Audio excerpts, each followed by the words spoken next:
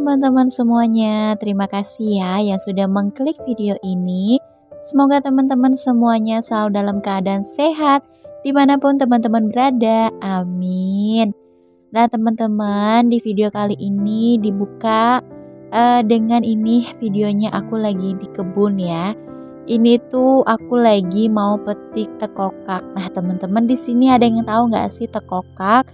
Nah, tekokak ini biasanya aku makan dibikin sambel ya. Jadi aku bikin sambel goreng atau dicampur pakai oncom. Nah, ini enak banget sih teman-teman. Aku tuh suka banget tekokak ini.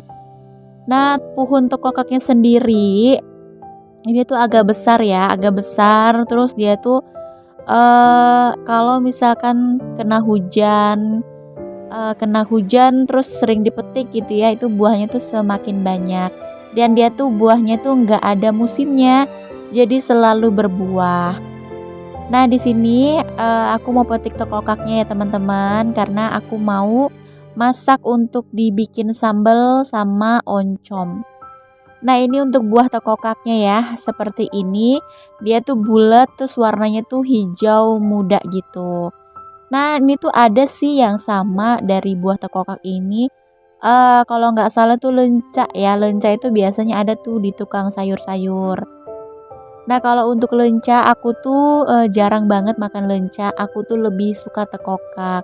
Karena selain tekokak itu gratis, bisa ngambil di kebun ya teman-teman. Dan lenca itu aku belum ini sih ya, kayak dulu pernah makan terus rasanya tuh agak gimana gitu.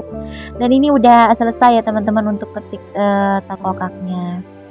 Nah, habis petik tekokak, di sini aku langsung lanjut masak untuk makan malam ya teman-teman, karena di sini posisinya itu udah sore. Nah, di sini aku mau masak kangkung, cah kangkung gitu ya teman-teman, masak tumis kangkung untuk makan aku, anak dan suami. Nah, ini agak banyak ya sayur kangkungnya. Karena biasanya suami itu kalau makan sayur tuh banyak gitu. Jadi di sini aku sengaja masaknya agak banyak. Nah, jangan salah fokus ya teman-teman sama wajan yang sudah menghitam. Ini tuh udah aku cuci sekeras apapun udah nggak hilang. Dulu tuh karena sering pakai wajan kayak gini dengan api yang besar, jadi dia tuh menghitam kayak gitu.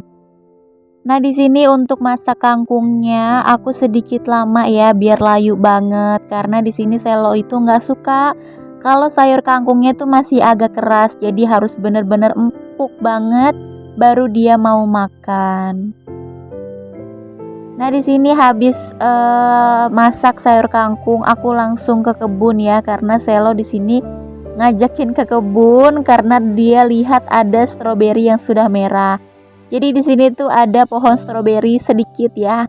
Eh, Tanaman suami aku gitu teman-teman. Jadi suami aku tuh lagi hobi nanam pohon-pohon di kebun. Jadi inilah ada pohon stroberi yang dia tanam dan udah ada buah yang matang gitu ya, udah merah kayak gini. Dan di sini ada 2 buah stroberi yang sudah merah dan Selo tuh pingin dipetik gitu ya. Udah deh, langsung aja ke kebun dan petik buah stroberinya. Nah, di sini kita langsung masuk ke dalam video sesuai dengan judulnya ya teman-teman, yaitu aku di sini mau bikin tabungan untuk pendidikan anak aku di 2024. Nah, di sini aku cuma mau nge-share aja ya gimana caranya aku nabung untuk dana pendidikan anak aku ya. Sekarang kan anak aku itu TKA, jadi aku mau mempersiapkan dana pendidikannya untuk nanti SD ya teman-teman. Anak aku tuh SD itu sekitar sekarang kan TKA terus TKB sekitar masih 2 tahunan gitulah, hampir 2 tahunan gitu ya teman-teman. Jadi aku mau mempersiapkannya dari sekarang, karena menurut aku waktu itu kan cepet banget berlalu. Jadi semakin dini aku menabung, nah itu semakin bagus, karena kan aku juga sama suami pendapatannya itu tidak tetap setiap bulannya. Jadi untuk nabung dana pendidikan sekolah anak juga menurut aku semakin dini kita menabung itu semakin ringan di aku dan suami. Mungkin bagi sebagian orang untuk dana pendidikan anak itu ya hal yang gampang ya teman-teman, karena mungkin ekonomi mereka yang memadai. Tapi kalau untuk aku pribadi dan suami, sedini mungkinlah aku harus mempersiapkan dana pendidikan anak, karena kan pendapatan aku dan suami juga tidak terlalu tetap setiap bulannya. Jadi semakin cepat nabung semakin bagus menurut aku pribadi ya. Nah, aku juga untuk nabung kayak gini itu belum lama ya teman-teman. Waktu itu aku nyadarnya itu pas anak aku tuh mau sekolah TK. Nah, dari situ aku tuh udah mulai bingung. Nah, uang tabungan yang selama ini ditabung tuh sering kepake seperti beli baju anak aku. Padahal bajunya itu di lemari tuh masih masih banyak gitu ya yang layak pakai, tapi aku tuh selalu beli baju untuk anak aku yang baru, atau beli mainan, atau jajan yang setiap hari itu tidak dibudgetkan berapa-berapa. Setiap anak aku mau jajan itu pasti langsung diturutin, beli mainan yang mahal-mahal itu langsung dikasih. Nah, dari situ ya teman-teman aku mulai sadar, oh seharusnya tidak boleh seperti ini, karena kan tabungan dana pendidikan itu tidak boleh diganggu gugat ya teman-teman, kecuali misalkan benar-benar keadaannya tuh darurat banget, kita nggak punya dana darurat, kita hanya punya dana tabungan pendidikan. Nah, itu bolehlah dipakai, tapi kita juga harus kalau punya uang tuh harus langsung diganti, karena kan itu untuk dana pendidikan anak. Nah, kalau seperti yang tadi aku ceritakan ya teman-teman, jadi setiap Selo dapat uang misalkan dari kakek neneknya atau di hari raya itu kan pasti dapat uang ya. Nah, di situ aku langsung deh check out untuk belanja baju, terus anak aku mau mainan apa aku beliin, terus jajanan sebanyak apa aku kasih gitu ya, nggak dilarang. Karena kan kalau belanjanya di minimarket gitu ya, kalau jajannya di minimarket kan itu lumayan ya teman-teman, sekali belanja itu banyak. Nah, itu aku nggak pernah batasin dulu. Nah, itu aku baru sadarnya itu pas anak aku tuh masuk TK. Jadi sekarang apa-apa itu aku selalu budgetin ya teman-teman, untuk jajan anak itu selalu aku budgetin. Bukan untuk bermaksud pelit pada perut ya teman-teman, tapi kan semuanya itu ada porsinya tersendiri. Nah, seperti ini ya teman-teman, untuk dana pendidikan anak aku mau masukin ke dalam binder.